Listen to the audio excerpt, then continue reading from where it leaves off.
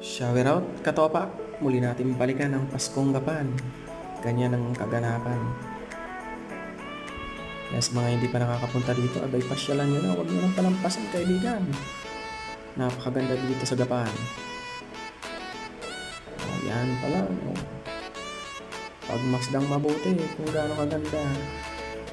Selfie, ang papakaangas. Diba? Only in Gapan lang yan. Pero bago ang lahat, like, share, subscribe naman dyan kaibigan. Ayan. Baka Gapan yan. O ha?